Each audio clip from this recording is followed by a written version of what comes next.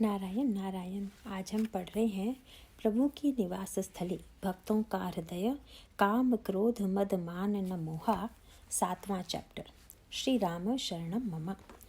महर्षि वाल्मीकि कहते हैं कि जिनके हृदय में काम नहीं है, क्रोध नहीं है, मद नहीं है, मान नहीं है, लोभ छोह राग और द्रोह का अभाव है, जो कपट दंभ तथा माया से शून्य हैं, उनके हृदय में आप निवास कीजिए। कल प्रसंग में अभिमान के संदर्भ में विचार चल रहा था। इस प्रसंग में अभिमान को दुर्गुणों के संदर्भ में बीचों बीच रखा गया। सचमुच अहंकार की समस्या इतनी व्यापक तथा जटिल है कि इस पर जितना भी विचार प्रकट किया जाए उतना ही कम प्रतीत होता है। इसका रहस्य यह है कि जहाँ अन्य अवगुणों के विनाश की प्रार्थना हम लोग कभी कभी भगवान से करते हैं, वहीं पर व्यक्ति अभिमान से इतना अधिक जुड़ा हुआ है कि उसके अंतःकरण में निरंतर एक चिंता बनी रहती है कि कहीं कोई ऐसी घटना न हो जाए कि जिससे मेरा अभिमान टूट जाए, अभिमान नष्ट हो जाए। इसी का संकेत कुंभकर्ण के प्रसंग में किया गया है। कुंभकर्ण सारे बंदरों को परास्त कर देता है। बंदरों को बहुत बड़ी संख्या में उठा उठा कर खा लेता है और सुग्रीव को मूर्छित करके बगल में दबा लेता है। पर कुछ देर बाद सुग्रीव की मूर्छा दूर हो जाती है। यहाँ पर प्रश्न उपस्थित होता है कि जब अभिमान का संकट साधक के समक्ष भी है और संसार के व्यक्तियों के सामने भी, तो फिर साधारण व्यक्ति और साधक के जीवन में क्या अंतर है? पर यदि गहराई से विचार करके देखें तो हमें यह स्पष्ट रूप से प्रतीत होगा कि यद्यपि साधक तथा संसारी दोनों ही व्यक्तियों के जीवन में अहंकार की समस्या आती है, लेकिन अंतर यह है कि संसार का व्यक्ति जब अभिमान से ग्रस्त होता है तो उसके अंतःकरण में किसी प्रकार की ग्लानि नहीं होती, बल्कि उस अभिमान की रक्षा के लिए उसके जीवन के सारे प्रयत्न होते हैं, सारी क्रियाएं होती हैं। किंतु जिसे हम ज्ञानवान कहते हैं, अभिमान आने के बाद उसकी क्रिया में हमें कुछ अंतर दिखाई देता है। विनय पत्रिका में गोस्वामी जी ने सुग्रीव को ज्ञान के रूप में प्रस्तुत किया है। वे सिद्ध ज्ञान तो नहीं है, पर साधक ज्ञान है, क्योंकि सिद्ध ज्ञान में अभिमान है ही नहीं। सुग्रीव साधन ज्ञान है और उस साधन ज्ञान में ही अभिमान का उदय होता है। पर अंतर केवल यही है कि अन्य व्यक्तियों को जहाँ अभिमान मूर्छित करके उनकी सारी क्रियाओं का संचालन स्वयं कर रहा है, वहीं पर साधक जब कभी अभिमान से ग्रस्त होता है तो उसका ध्यान तुरंत ही चला जाता है कि अरे यह क्या हुआ, मुझ में यह अभिमान कैसे आ गया। सुग्रीव को भी यही लगा कि मुझे तो भगवान के चरणों में होना चाहिए था, मैं प्रभु के चरणों के स्थान पर कुंभकर्ण की बगल में दबा हुआ हूँ। इससे बढ़कर मेरे लिए लज्जा तथा दुर्भाग्य की कोई और बात नहीं हो सकती है। किंतु सुग्रीव इस सत्य को भी समझ गए कि यदि मैं प्रयत्न करूं तो भी मैं कुंभकर्ण का वध करने में समर्थ नहीं हूँ।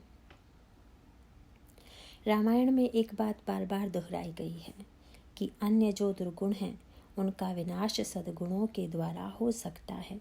जैसे काम का विनाश ब्रह्मचर्य के द्वारा होगा, संयम के द्वारा होगा, क्रोध का विनाश क्षमा के द्वारा होगा, लोभ का विनाश दान के द्वारा होगा।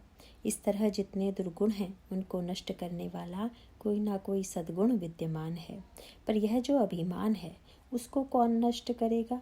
यदि इस प्रश्न पर विचार करें तो हमें यही लगेगा कि भाई अभिमान को नष्ट करने वाला कोई सद्गुण है ही नहीं।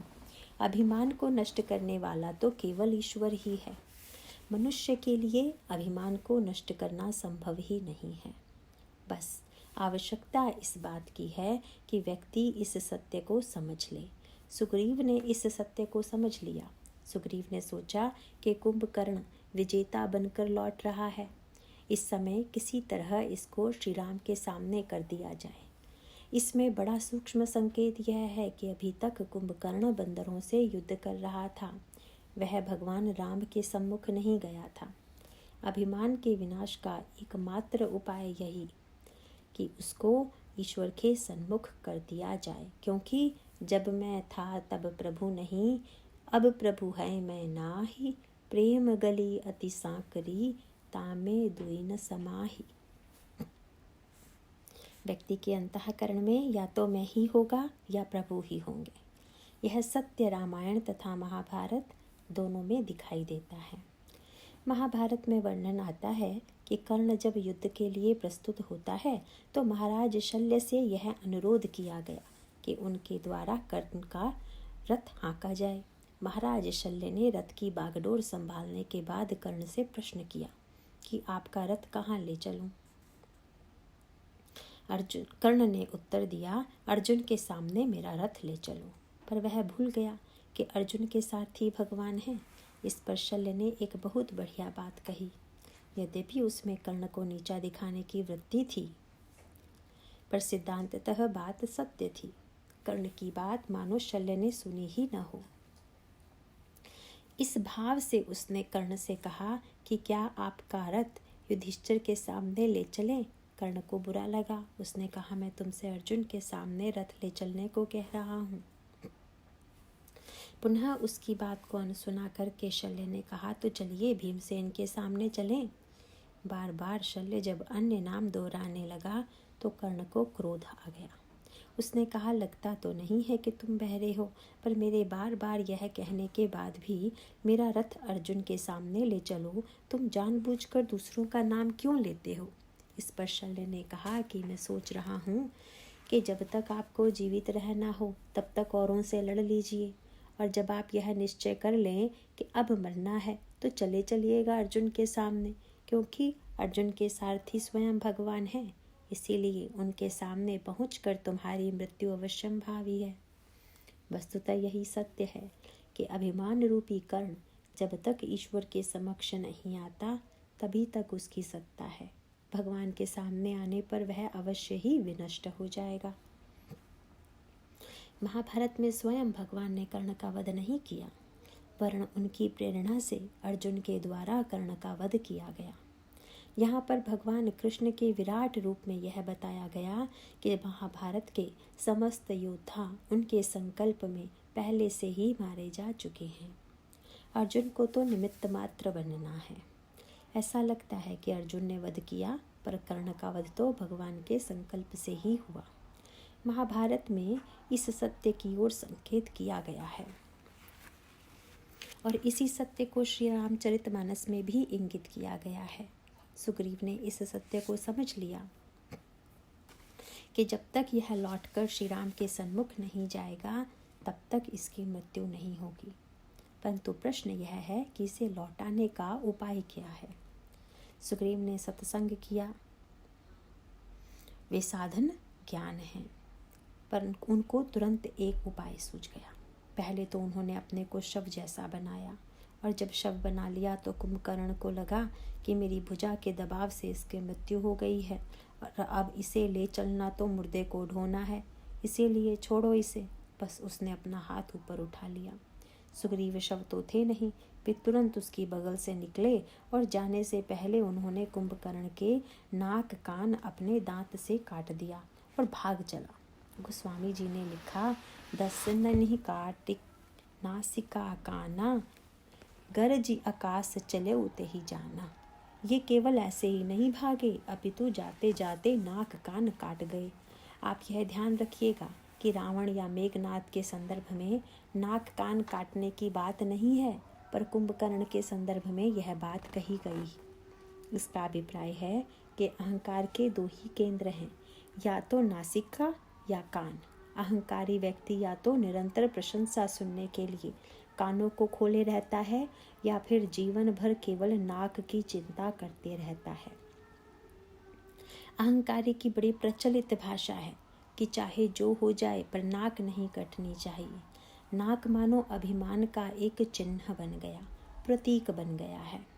सुग्रीव ने समझ लिया कि अभी तो यह विजेता बनकर लौट रहा है, पर जब तक इसकी नाक पर चोट नहीं लगेगी तब तक इसके मन में फिर से लौटकर भगवान राम से युद्ध करने की बात नहीं आएगी।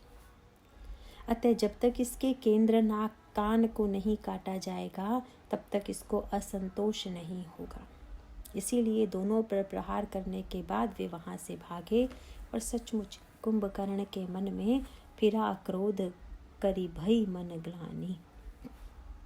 नाक कान कटते ही उसको इतना कष्ट हुआ, इतना आघात लगा कि विजय का सारा आनंद जाता रहा और उसी समय वह पुनः युद्ध क्षेत्र को लौटा। इसका अर्थ यही है कि जब हमारे अंतःकरण में सत्य की चिंता न होकर केवल नाक की चिंता हो जाए कि मेरी यह बात रह जाए या यही मेरे लिए समाज में प्रतिष्ठा का हेतु है, तब तक हम अभिमान की पूजा कर रहे होते हैं, सत्य की नहीं। कुंभकर्ण अभिमान का स्वरूप है, वह लौट पड़ता है।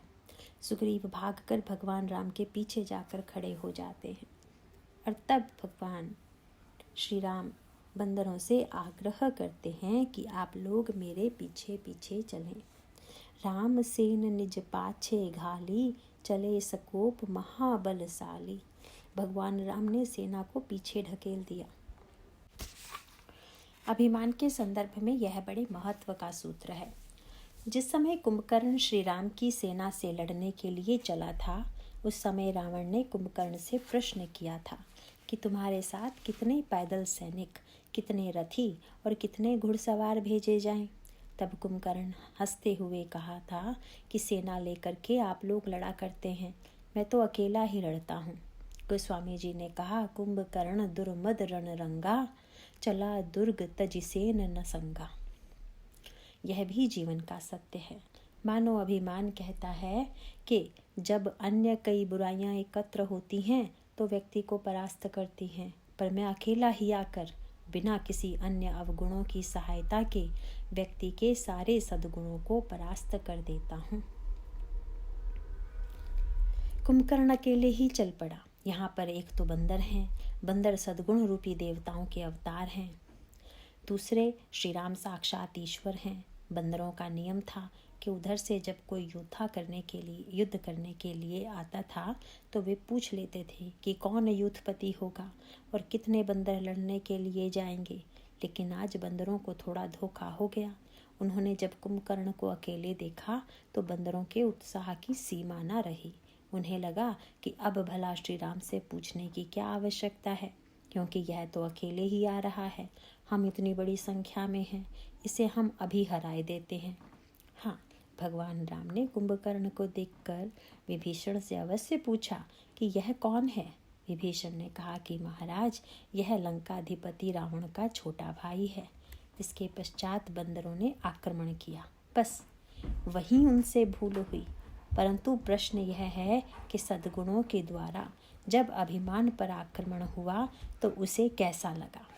वर्णन आता है कि जब बंदरों के द्वारा बड़े बड़े पर्वत खंड तथा वृक्ष उखाड़कर कुंभकर्ण पर फेंके गए तो कुंभकर्ण को ऐसा लगा कि जिमी गज अर्क फलन के मारे। जैसे हाथी के ऊपर यदि कोई आग का फल मारे तो हाथी को लगता है कि खुजलाहट मिट रही है, उसी प्रकार बंदरों के इस आक्रमण से कुंभकर्ण को हंसी आ गई कि बंदर आक्रमण कर रहे हैं या मेरी खुजली मिटा रहे हैं। यही हमारे जीवन का भी सत्य है। वस्तुतः जब हम सद्गुणों के द्वारा अभिमान को परास्त करना चाहते हैं तो अभिमान की केवल खुजली भर मिटती है। जीवन में हम जो सत्कर्म करते हैं, क्या वे वस्तुतः हमारे अभिमान को संतुष्ट नहीं करते। मैंने इतनी पूजा की, इतना जप किया, इतना तप किया और इतना दान किया का भाव क्या अभिमान की खुजली मिटाना नहीं है। बंदर जब और पास चले गए तब वह उनको उठा उठा कर खाने लगा। कोटि कोटि कपि धरी धरी खाई। गोस्वामी जी ने अपनी सांकेतिक भाषा में अत्यंत सुंदर सूत्र लिख दिया। अलग अलग योद्धाओं की प्रकृति अलग अलग प्रकार की होती है। रामचरितमानस के युद्ध में आप देखेंगे कि मेघनाद की कला बांधना है, रावण की कला मारना है और कुंभकर्ण की कला खाना है। इसका अभिप्राय यह है कि काम जब हमारे जीवन में आता है तो वह हमें राग के बंधन में बांधता है। काम की प्रवृत्ति है एक दूसरे के राग को पाश में बांधना। मेघनाद से देवताओं के साथ हुए पूर्व युद्ध का वर्णन करते हुए भी गोस्वामी जी ने कहा कि तिनहि जी तिरन आने सी बांधी, उठी सुत पितु अनुशासन कांधी। पिता की आज्ञा का पालन करता हुआ मेघनाद बड़े बड़े योद्धाओं को भी बांधकर रावण के चरणों में डाल देता है। इसका अभिप्राय है कि काम जब आक्रमण करता है तो बड़े बड़े सद्गुण संपन्न भी काम के बंधन में बंध जाते हैं और उसके द्वारा वे मोह के चरणों में डाल दिए जाते हैं। रावण को सबसे अधिक विश्वास भी उन्हीं दोनों पर था। इसीलिए जब हनुमान जी के द्वारा अशोक वाटिका में अक्षय कुमार को मारने का समाचार मिला तो रावण ने मेघनाथ से कहा कि तुम उसे मारना नहीं, अपितु आज तक बांधने की जिस कला का प्रयोग तुमने किया है उसी कला से बंदर को बांध कर ले आना। मार सिजन सुत बांधे सुताही, देख ही कपही कहाँ कर आही। मेघनाथ हनुमान जी को बांधने की चेष्टा करता है। श्री हनुमान जी को बांध तो वह नहीं पाता, पर स्वयं हनुमान जी जानबूझकर नाटक में बंध जाते हैं। यह सांकेतिक भाषा है। मेघनाथ ने जब श्री हनुमान जी के ऊपर ब्रह्मास्त्र का प्रयोग किया तो उसके पीछे उसका अभिप्राय यह था कि संसार में जिसका भी जन्म हुआ है वह ब्रह्मा की सृष्टि में हुआ है। ब्रह्मा की सृष्टि में जिसका जन्म हुआ है, काम को अस्वीकार कर देना, काम की सत्ता को पूरी तरह से नकार देना उसके लिए संभव ही नहीं है। हनुमान जी को ब्रह्मा का आशीर्वाद है, इसीलिए उन्हें ब्रह्मास्त्र से बंधने की आवश्यकता नहीं है, पर वे ब्रह्मास्त्र की मर्यादा की रक्षा के लिए बंधने का अभिनय करते हैं। आगे चलकर आप यहाँ तक देखेंगे कि भगवान श्री राम तथा लक्ष्मण जी भी नागपाश में अपने आप को बंधा लेते हैं। इसके द्वारा मानो यह सिद्ध किया गया कि कुछ लोग तो जीवन में काम के वशीभूत हैं और कुछ लोग केवल अभिनय में काम को स्वीकार करते हैं, पर उनके जीवन में वास्तविक बंधन नहीं होता है, जैसे कि श्री राम, श्री लक्ष्मण तथा श्री हनुमान जी के जीवन में दिखाई देता है। वस्तुतः बांधना यह मेघनाथ का कौशल है। रावण की कला है व्यक्ति को मिटा देना। मानो मोह हमारे जीवन की समस्त विशेषताओं को नष्ट कर देता है। इसीलिए मोह के द्वारा समूल रूप में सद्गुणों का विनाश होता है। रावण सारे संसार में जिस पर आक्रमण करता है उसको पूरी तरह से समाप्त कर देता है। कुंभकर्ण मूर्तिमान अभिमान है, इतने सारे बंदरों को खा लिया। इसका अभिप्राय है कि संसार में इतना सद्गुण हम कर रहे हैं, सत्कर्म हम कर रहे हैं, इतना धर्म का प्रचार चारों ओर हो रहा है, पर इतना होने के बाद भी बुराई का विनाश नहीं होता। इसका कारण क्या है?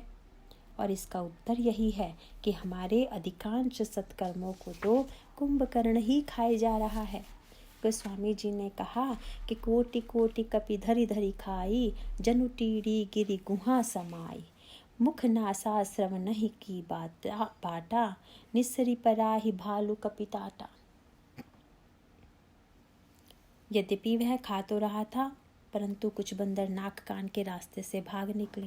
इसका अर्थ यही है कि हमारे जीवन में अधिकतया पुण्य करने की वृत्ति तो केवल अभिमान के लिए ही आ गई है। इसीलिए हमारे अधिकांश पुण्य को अभिमान खा लेता है। इसका अर्थ यह कदापि नहीं है कि हम पुण्य करना ही बंद कर दें, क्योंकि अभिमान के द्वारा खा लेने पर भी कुछ पुण्य तो बचेंगे ही। यद्यपि अभिमान की प्रेरणा से किया जाने वाला सत्कर्म पूरी तरह से सुरक्षित नहीं है, किंतु कुछ बंदरों की रक्षा तो होती ही है। कुंभकर्ण ने सारे बंदरों को परास्त कर दिया। इसका सूत्र यही है कि यदि हम केवल पुण्य या सद्गुणों का आश्रय लेकर अभिमान पर विजय प्राप्त करने की चेष्टा करेंगे तो हमें उसके हाथों पराजित होना पड़ेगा। भगवान ने पुण्य और सद्गुणों को व्यर्थ नहीं बता दिया, अपितु उन्होंने उनसे कहा कि आप लोग मेरे पीछे पीछे चलिए, और भगवान आगे आ गए। भगवान से यदि कोई पूछ दे कि अभिमान का विनाश जब आपकी कृपा से ही होता है तो फिर साधक को प्रयत्न करने की क्या आवश्यकता है? साधक अपने जीवन में अभिमान छोड़ने की चेष्टा करे या ना करे? भगवान ने कहा, नहीं भाई, प्रयत्न तो करना ही चाहिए। भगवान ने इसका बड़ा शीलयुक्त उत्तर लंका के युद्ध के बाद दिया। यद्यपि बंदरों के द्वारा अनेक बार कायरता का परिचय दिया गया, कुंभकर्ण रावण तथा मेघनाथ से युद्ध करते समय वे भागे, लेकिन जब युद्ध समाप्त हुआ तो भगवान ने बंदरों के सामने भाषण देते हुए कहा कि तुम रे बल में रावण मारयो, तिलक विभीषण कहाँ पुनि सारयो। मित्रों, यह जो रावण जिससे मारा गया वह मेरा बल नहीं है, अपितु तुम्हारा बल है। विभीषण को तो राज्य मिला, वह तुम्हारे ही बल का परिणाम है। बंदर बेचारे तो ग्लानि में पड़ गए कि इसे हम धन्यवाद माने अथवा व्यंग। यद्यपि व्यंग तो प्रभु कर नहीं रहे हैं। इस भाषण को सुनकर बंदरों ने कहा, सुनी प्रभु वचन लाज हम मरही, मसक कहूँ खगपति हित करही। प्रभु, क्या मच्छर भी गरुड़ का हित कर सकते हैं? सत्य तो यह है कि युद्ध में हम अपनी कायरता से बार बार भागते रहे, पर प्रभु आप कहते हैं कि हमारे बल से ऐसा हुआ। जीवन का यह एक शाश्वत प्रश्न है। यदि भगवान की कृपा से ही सब कुछ होना है तो फिर हमें सत्कर्म और पुण्य करना अपेक्षित क्यों है? किंतु भगवान ने यही कहा कि अगर मैं रावण को मार सकता या कुंभकर्ण को मार सकता तो पहले ही मार देता। विभीषण को यदि राज तिलक देना मेरे वश में होता तो पहले ही दे देता। भगवान राम ने कहा, आप लोग कायर नहीं हैं, वरन सत्य तो यह है कि युद्ध करके आप लोग पहले योद्धाओं को थका देते थे और जब वे थक जाते थे तो मुझे यश देने के लिए आगे कर देते थे। वस्तुतः उनको थकाना तो आपका ही कार्य है। इसका सांकेतिक अर्थ यह हुआ कि प्रयत्न करते हुए भी हम अपने संकल्प के द्वारा ईश्वर के सामने बार बार इस सत्य का निवेदन करें कि प्रभु आप इन बुराइयों का नाश करें, क्योंकि जब तक व्यक्ति के अंतःकरण में बुराइयों के नाश का संकल्प नहीं आएगा, उसके लिए वह स्वयं बार बार प्रयत्नशील नहीं होगा, तब तक सर्वशक्तिमान होते हुए भी भगवान उस कार्य को संपन्न नहीं करेंगे। इसीलिए भगवान का अभिप्राय है कि जीवन में सद्गुण सत्कर्म भी प्रयत्नशील हों, लेकिन अंत में साधन करते करते भी थकान आती है, सत्कर्म करते करते भी पराजय होती है, और तब सतोगुणी, रजोगुणी तथा तमोगुणी अहंकार कैसे नष्ट होता है, इन तीनों के उदाहरण रामचरितमानस में दिए गए हैं। सतोगुणी अहंकार का नष्ट होना सरल है, राजस अभिमान का नाश होना उससे कठिन है, और तामस अभिमान का विनाश होना सबसे कठिन है। सात्विक अहंकार का स्वरूप आपको दिखाई देता है परशुराम के चरित्र में। परशुराम जी का जीवन अत्यंत त्यागमय है, अत्यंत वासना विहीन है, बड़ा पवित्र है, तथा उन्होंने शस्त्र भी उठाया तो अन्याय को मिटाने के लिए ही। कहा जाता है कि सहस्रार्जुन ने बहुत अत्याचार किया तथा महर्षि जमदग्नि की कामधेनु को भी छीनने की चेष्टा की और उसके पश्चात उनका वध भी कर दिया, तो परशुराम जी ने फरसा उठाया और सारे क्षत्रियों का संहार कर दिया। अब आइए इसे आप आध्यात्मिक अर्थों में देखने की चेष्टा करें। आध्यात्मिक अर्थों में सहस्रार्जुन लोभ है। यद्यपि सहस्रार्जुन बड़ा योग्य राजा था, पर योग्य राजा होते हुए भी उसमें लोभ की इतनी पराकाष्ठा आ गई कि वह महर्षि जमदग्नि से कामधेनु की कामना करता है। सत्य यह है कि लोभी को पुरुषार्थ का आश्रय लेना चाहिए, कामधेनु का नहीं, क्योंकि कामधेनु यदि असंयमित व्यक्तियों के पास चली जाए तो ये कामधेनु का कितना दुरुपयोग करेंगे, इसकी सीमा नहीं है। हजार भुजा वाला सहस्रार्जुन मानो मूर्तिमान लोभ है, और रावण को भी इस सहस्रार्जुन ने परास्त कर दिया। इसका अभिप्राय है कि रावण जैसे व्यक्ति भी लोभ के सामने पराजित हैं। सहस्रार्जुन में लोभ का इतना अतिरेक आ जाता है कि लोभ के वश में होने पर वह प्रयत्न तथा पुरुषार्थ के स्थान पर ऋषि मुनियों पर अत्याचार करने लगता है। उनका वध करने में भी उसे संकोच नहीं होता है। और भाई, जब लोक में कामना की इतनी तीव्र वृत्ति आ जाए कि छीनने और मारने में भी संकोच न हो, तो इसका सीधा सा अभिप्राय है कि हमारा लोभ सारी सीमाओं को लांघ गया है। तब परशुराम जी फरसू उठाकर उसका अंत करते हैं। परंतु प्रश्न यह है कि जिस शस्त्र फरसे के द्वारा परशुराम जी ने सहस्रार्जुन का वध किया, वह फरसा क्या है? रामचरितमानस में धर्मरथ का वर्णन करते हुए भगवान राम ने जब सद्गुणों का वर्णन शस्त्रों के रूप में किया तो उसमें उन्होंने कहा कि दान परसु बुद्ध सख्ति प्रचंडा, बर विज्ञान कठिन को दंडा। विज्ञान धनुष है तथा दान परशु है। यह बड़ी सांकेतिक भाषा है, क्योंकि जब लोभ का अतिरेक हुआ तो दान के फरसे के द्वारा उसको काट दिया गया। अर्थात दान की जितनी वृद्धि होगी उतना ही लोभ का विनाश होगा, क्योंकि लोभ छोड़े बिना व्यक्ति दान नहीं कर सकता। इसीलिए फरसे के द्वारा सहस्रार्जुन की भुजाओं को काट दिया गया। परशुराम ने न केवल सहस्रार्जुन को अपितु जिन राजाओं ने अन्याय का मूक दर्शक रहना स्वीकार किया, अन्याय का विरोध नहीं किया, उन्हें भी कठोर दंड दिया। परशुराम जी महान दान के प्रतीक हैं।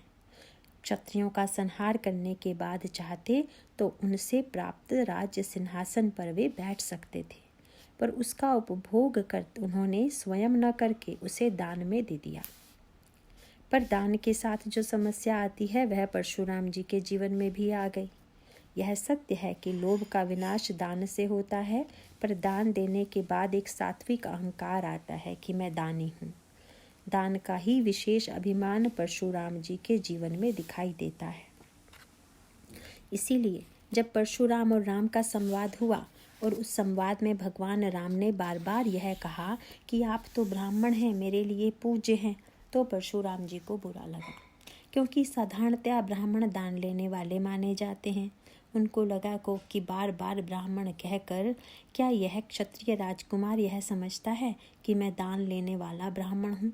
तब वे बिगड़ कर बोले कि दानवान लेने वाला ब्राह्मण मुझे मत समझना, मैं वैसा ब्राह्मण नहीं हूँ। निपट ही द्विज करी जान सी मोही, मैं जस विप्र सुनाव हूँ तो ही। यद्यपि परशुराम अनेक दिव्य गुणों से संपन्न महापुरुष हैं, निर्लोभी और निष्काम वृत्ति वाले हैं, पर इतना होते हुए भी जब वे भगवान श्री राम से अपना परिचय देने लगे तो उनके जीवन का, उनके भाषण का प्रारंभ कहाँ से हुआ। उनके मुंह से पहला शब्द निकला मैं, और भाषण की समाप्ति उन्होंने की मोर से। मैं और मोर, बस इन्हीं दो शब्दों के अंतराल में परशुराम जी का पूरा भाषण है। मैं और मोर का अर्थ तो आप जानते ही हैं। भगवान श्री राम से लक्ष्मण जी ने पूछ दिया, महाराज माया क्या है। उन्होंने कहा, माया तो दो शब्दों में समाई हुई है, मैं अरु मोर तोर तय माया। मैं और मेरा यही माया का लक्षण है। इसका अर्थ है कि परशुराम जी जो स्वयं भगवान के एक अंश हैं, पर उनके जीवन में भी माया का बंधन दिखाई दे रहा है, माया का आवरण दिखाई दे रहा है। इसीलिए वे भगवान राम की विनयशीलता को कुटिलता के रूप में देखते हैं। बार बार मुनि विप्रवर कहा राम सन राम, बोले भृगुपति सरूष हसी, तन्हु बंधु समबान। तू भी अपने छोटे भाई की तरह टेढ़ा है। अरे बंधु कहई कटु संभत तोरे, तू छल विनय करसि कर जोरे। और अब मैं तुम्हें बताता हूँ, मैं जस विप्र सुनावहूँ तो ही। सुनो मैं कैसा ब्राह्मण हूँ, मेरा ब्राह्मणत्व क्या है। मैंने युद्ध को भी यज्ञ के रूप में परिणत कर दिया है। परशुराम जी का अभिप्राय है कि स्वार्थ के लिए युद्ध लड़ना तो कामियों तथा लोभियों का युद्ध है, पर मैंने युद्ध किसी स्वार्थ से नहीं लड़ा, इसीलिए मेरा युद्ध भी यज्ञ है। उस यज्ञ में चाप स्रुवा, यह मेरा धनुष ही यज्ञ में आहुति देने वाला स्रुवा है। चाप स्रुवा सर आहुति जानू, कोप मोर अति घोर कृसानु। मेरा जो क्रोध है वही अग्नि कुंड है, और उसमें समिधि सेन चतुरंग सुहाई, चतुरंगिनी सेना युक्त राजा इसके समिधा हैं, जिनकी आहुति देकर मैंने करोड़ों यज्ञ किए हैं।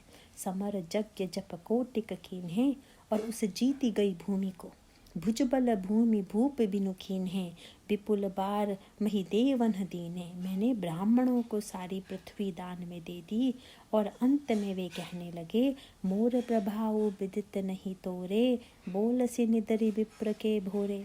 मेरा प्रभाव तुझे विदित नहीं है, कोरा ब्राह्मण समझकर मेरी अवहेलना कर रहा है।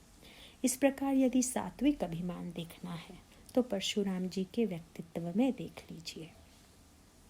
परंतु प्रश्न यह है कि इस सात्विक अभिमान के मिटने का उपाय क्या है। सात्विक अभिमान यदि किसी व्यक्ति के जीवन में है तो दंड की आवश्यकता है क्या? इसका समाधान देते हुए भगवान श्री राम ने बहुत बढ़िया सूत्र दिया। यद्यपि हम लोगों के जीवन में भी लड़ाई होती है, पर हम लोगों के जीवन की जो लड़ाई है वह अभिमान के विरुद्ध अभिमान की लड़ाई है। दो व्यक्तियों का अभिमान परस्पर टकराता है और एक व्यक्ति दूसरे को परास्त करने की चेष्टा करता है।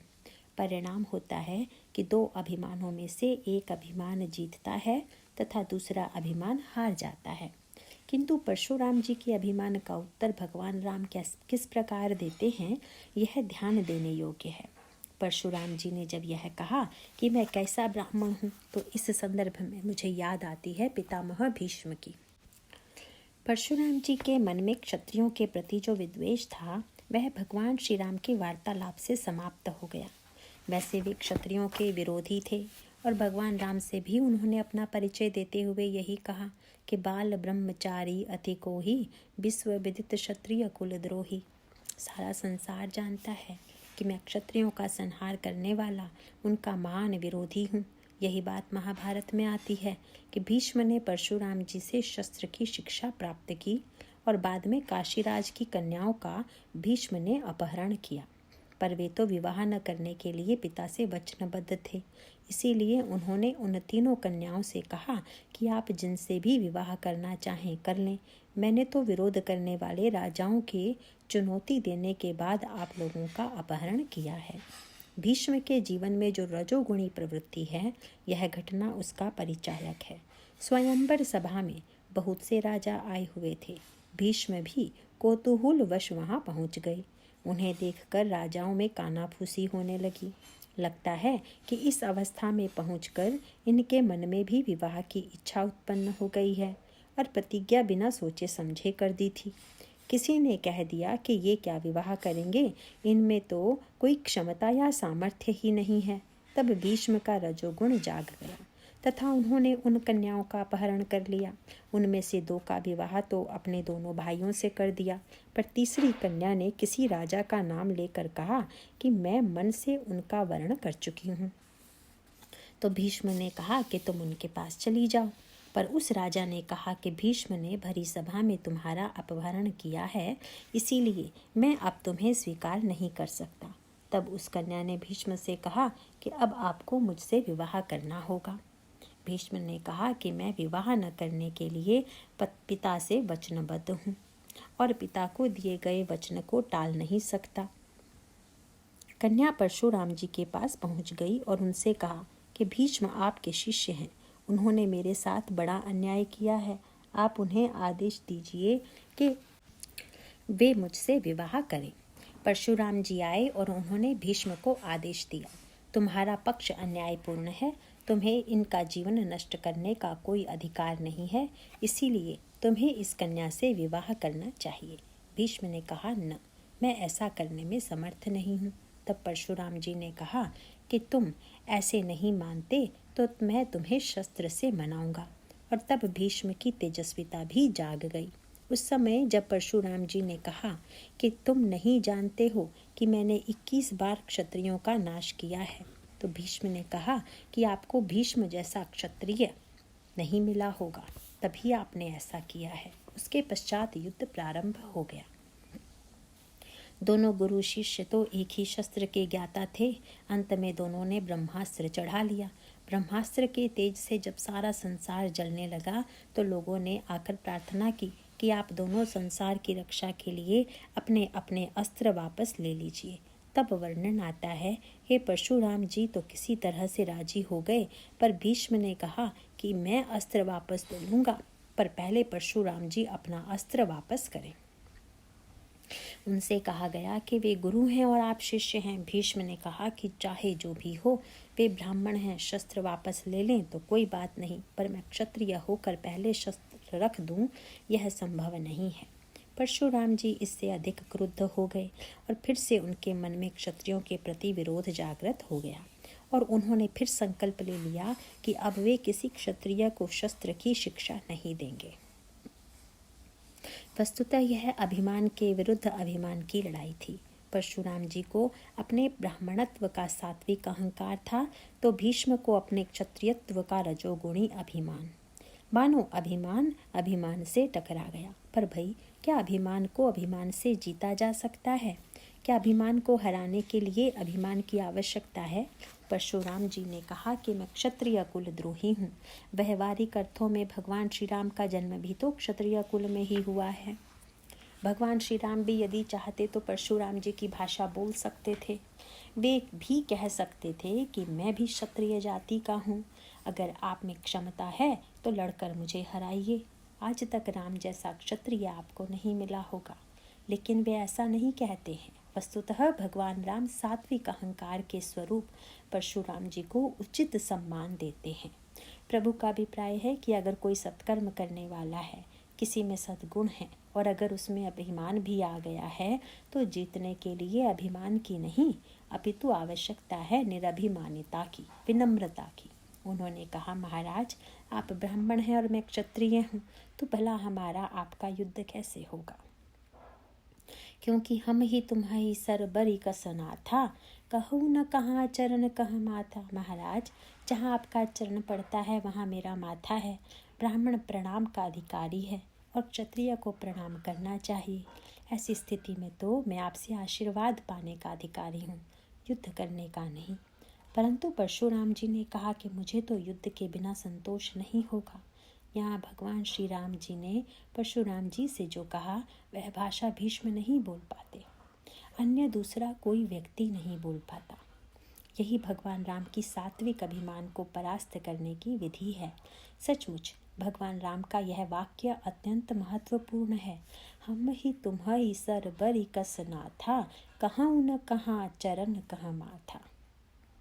परशुराम जी ने जो कहा वह इसी बात की ओर संकेत करता है जिसकी चिंता अभिमानी को रहती है। वह चिंता है अपने नाम की। नाम को लेकर तो यहाँ तक देखा गया है कि कभी कभी परिवार के एक किसी बालक का जो नाम हो उसे अगर दूसरे परिवार वाले रख दें तो लोगों को वह भी बुरा लगता है। अरे वाह, मैंने जो अपने बच्चे का नाम रखा वही इन्होंने भी रख दिया। ऐसी बचपने की वृत्ति कभी कभी बड़ों में भी होती है। यही वृत्ति परशुराम जी में भी है। भगवान राम से उन्होंने कहा कि मुझे संतुष्ट करने का एक ही उपाय है कि तुम अपना नाम राम छोड़कर कोई अन्य नाम रख लो। यदि राम रहेगा तो एक ही रहेगा। भगवान राम ने कहा, महाराज, नाम की दृष्टि से भी हमारी और आपकी तुलना नहीं हो सकती, क्योंकि राम मात्र लघु नाम हमारा। मेरा नाम राम 2 अक्षर वाला है और आपका तो परशु सहित बड़ नाम तुम्हारा 5 अक्षर का नाम परशुराम। भला इसमें भी मैं कैसे आपकी बराबरी कर सकता हूँ? महाराज, युद्ध में एक व्यक्ति हारता है ना, तो सब प्रकार हम तुम सन हारे, चमहु विप्र अपराध हमारे। मैं अपनी हार स्वीकार करता हूँ। ब्राह्मण देवता, आप मेरे अपराध को क्षमा कर दीजिए। भगवान राम ने सात्विक अहंकार का शमन अपनी विनम्रता, शील तथा निरअहंकारिता के द्वारा किया। परशुराम जी ने कहा था कि धनुष तोड़ने पर तुम्हें अभिमान तो हुआ होगा, क्योंकि जब मैंने दान दिया और मुझे उसका इतना अभिमान है तो क्या तुम्हें नहीं हुआ होगा? भगवान श्री राम ने कहा, महाराज, अगर धनुष मैंने तोड़ा होता तो मुझे भी अभिमान होता, पर छुअत ही टूट पिनाक पुराना, मैं कही हेति करऊं अभिमाना। धनुष तो अपने आप टूट गया। भगवान राम का संकेत यह था कि व्यक्ति गर्व करता है कि यह कार्य मैंने किया, मैंने सफलता प्राप्त की, पर सफलता असफलता का संबंध व्यक्ति से नहीं, काल से है। महाभारत में इसी काल तत्व को सबसे अधिक महत्व दिया गया है। इसका अभिप्राय है कि आप जब सफल होते हैं तो इसके पीछे काल तत्व की ही प्रेरणा होती है। भगवान श्री राम ने कहा, महाराज, धनुष बना था तो इसके विनष्ट होने का भी एक काल था, पर अंतर केवल इतना है कि अन्य राजा जब धनुष के पास पहुँचे तो उस समय धनुष टूटने का काल नहीं आया था, पर मुझे जब गुरुजी ने भेजा तो टूटने का समय था और समय ने धनुष तोड़ दिया, मैंने नहीं। परशुराम जी ने भगवान राम की वाणी को सुना तो उन पर जो प्रतिक्रिया हुई वह अद्भुत है। प्रभु का वाक्य सुनते ही सुनी मृदु गूढ़ वचन रघुपति के, उधरे पटल पर सुधर मति के। बुद्धि पर से माया का आवरण हट गया और आवरण हटते ही उन्होंने भगवान राम से कहा, राम रमापति कर धनु लेहु, खैंचहु चाप मिटई संदेहु। मेरे पास भगवान विष्णु का धनुष है, इस धनुष को खींचकर तुम दिखा दो तो मैं समझ लूँगा कि अब मेरी आवश्यकता नहीं रही।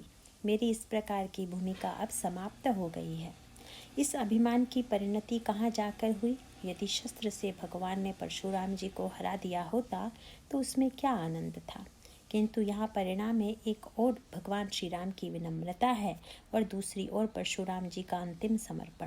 परशुराम जी ने जिस समय कहा कि धनुष को चढ़ाकर दिखाइए, भगवान श्री राम ने अपना हाथ आगे नहीं बढ़ाया। परशुराम जी उस युग के नेता थे।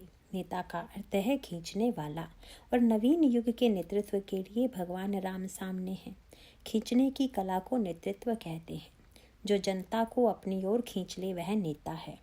परशुराम जी कहते हैं कि मेरे पास जो विष्णु का धनुष है उसे खींचकर दिखाओ। पर श्री राम ने हाथ आगे नहीं बढ़ाया। भगवान श्री राम का अभिप्राय है कि जो खींचने की चेष्टा करे वह नेता नहीं, अपितु विशेषता तो तब है कि जब बिना प्रयास किए ही सब खींचे हुए चले आए। भगवान राम ने खींचने की चेष्टा नहीं की, अपितु देत चापु आपु ही चली गयु, परशुराम मन विस्मय भयु। कितनी बड़ी सफलता है भगवान राम की, यह आगे चलकर दिखाई देता है। अभिमान में जब युद्ध होगा तो जो हारेगा उसके मन में बदला लेने की वृत्ति जरूर आएगी। इस प्रसंग में क्या सचमुच परशुराम जी की हार हुई? अगर उनकी हार हुई होती तो उनके बदला लेने की वृत्ति आती। व्यवहार में अर्थों में यदि देखें कि यह श्री राम की बहुत बड़ी विजय है। भरी सभा में परशुराम जी ने अपनी त्रुटि का अनुभव किया, लेकिन आज उनका सात्विक अभिमान इतना समाप्त हो चुका है कि उन्हें यह नहीं लगा कि एक छोटी सी अवस्था के क्षत्रिय राजकुमार के सामने मुझे नीचा देखना पड़ा, मैं परास्त हो गया। अपितु गोस्वामी जी कहते हैं, जाना राम प्रभाव तब पुलक प्रफुल्लित गात।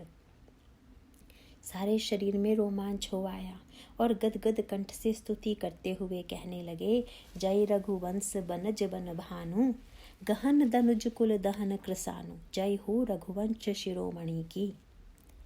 और एक बार नहीं 9 बार जय शब्द का प्रयोग करते हुए धनुष श्री राम को अर्पित करके बड़ी प्रसन्नता से चले गए। जब परशुराम जी लौट रहे थे तो किसी ने पूछ लिया, महाराज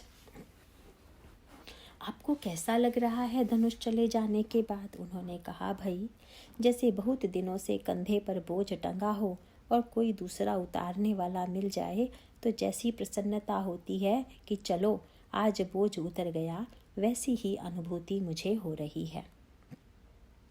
परशुराम जी के पास विज्ञान का धनुष तथा दान का परशु दोनों विद्यमान हैं, पर उन्होंने दान का उपयोग किया, विज्ञान का नहीं किया। विज्ञान का यही धनुष भगवान राम के पास चला गया। उन्होंने कहा कि इससे बढ़कर प्रसन्नता की बात और क्या हो सकती है कि उसका उपयोग करने वाला आ गया। इसका अभिप्राय है कि तात्विक अहंकार की परिणति किस रूप में होती है, इसका उदाहरण यह परशुराम तथा श्री राम का संवाद है, जिसमें अस्त्र शस्त्र का विनिमय नहीं है, वर्ण केवल वाणी के द्वारा विचार विमर्श से ही सात्विक अभिमान का विनाश हो जाता है। रजोगुणी अभिमान का स्वरूप बाली है। यहाँ केवल शब्दों से काम नहीं चलेगा, यहाँ तो बाण चलाना पड़ेगा, पर बहुत बाण चलाने की आवश्यकता नहीं है। भगवान राम ने बाली वध की प्रतिज्ञा करते हुए यही कहा, सुनु सग्रीव मैं मार ही हूँ, बाल ही एक ही बाण। बाली में अनेक सद्गुण हैं, वह बड़ा योग्य है, विजेता है, पर इतना होते हुए भी उसके हृदय में अभिमान घुस गया है। इसीलिए मैं उसके अंतःकरण में एक ही बाण चलाऊंगा। आगे चलकर भगवान श्री राम ने यही किया भी, किंतु प्रभु ने ऐसे बाण का प्रयोग किया जिससे वह गिर तो गया, लेकिन सीधे ही मृत्यु नहीं हुई। घायल होकर गिरे हुए बाली के समक्ष प्रभु जाते हैं। प्रभु को देखकर जब बाली ने प्रश्न किया कि आपने मेरे ऊपर प्रहार क्यों किया, तो भगवान ने कहा, मूढ़ तो ही अतिशय अभिमाना, नारी सिखावन करे सी नकाना। और जब बाली का अभिमान नष्ट हो गया तो भगवान बाली के ऊपर इतने प्रसन्न हुए कि उसके सिर पर अपना हाथ रख दिया और बोले, अचल करऊं तनु राख हूँ प्राणा। बाली तुम अचल हो जाओ, मैं तुम्हें जीवित रखना चाहता हूँ। आश्चर्य से लोग मुंह ताकने लगे कि प्रभु ने तो कहा था कि मैं बाली का वध करूंगा, और अब उसके सिर पर हाथ रखकर कह रहे हैं कि जीवित रहो। प्रभु से पूछा गया, महाराज आपने तो बाली को मारने की प्रतिज्ञा की थी। भगवान राम ने कहा, भाई मारना बाली को थोड़े ही था, वह तो बाली के अभिमान को मारना था। जब बाली का अभिमान मर गया तो फिर बाली का जीवित रहना ही ठीक है। इस तरह से रजोगुणी अभिमान को नष्ट करने के लिए एक बाण का प्रयोग करना पड़ा, पर तमोगुणी अभिमान को जब तक टुकड़े टुकड़े नहीं किया गया तब तक वह नष्ट नहीं हुआ। कुंभकर्ण भगवान राम के सम्मुख पर्वत लेकर दौड़ा तो प्रभु ने पहले 2 बाण चलाकर कुंभकर्ण की दोनों भुजाएं काट दी।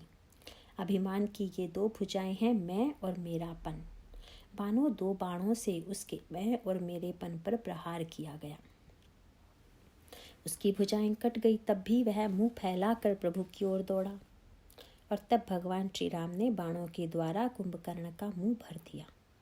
मुंह को भर देने का अभिप्राय है कि इसका कान तो पहले ही सुग्रीव द्वारा कट गया था, पर मुंह खुला हुआ है क्योंकि अभिमान में आत्म प्रशंसा की वृत्ति है। इसका विनाश करने के लिए प्रभु ने इसका मुंह बंद कर दिया। अंत में प्रभु ने चौथा बाण लिया जिससे कुंभकर्ण का सिर काट दिया। सिर कटने के बाद उसका तेज प्रभु में समा गया। तासु तेज समान प्रभु आनन। तीनों में अंतर यह है कि परशुराम जी ने स्वयं अपनी ओर से समर्पण किया, बाली पराजित होने के बाद समर्पण करता है, पर कुंभकर्ण अपनी ओर से समर्पण करने वाला तो है नहीं, अतः भगवान ने स्वयं ही उसका सिर काटकर अपने में विलीन कर लिया। प्रभु का तात्पर्य है कि अभिमान जब तक बाहर रहेगा वस्तु से जुड़ा रहेगा, तब तक घातक होगा, पर अभिमान का उपयोग यही है कि वह प्रभु में समा जाए, प्रभु से एकाकार हो जाए। इस तरह से रामायण में अभिमान के नाश की प्रक्रिया है। इसके बाद की चर्चा कल होगी। नारायण नारायण।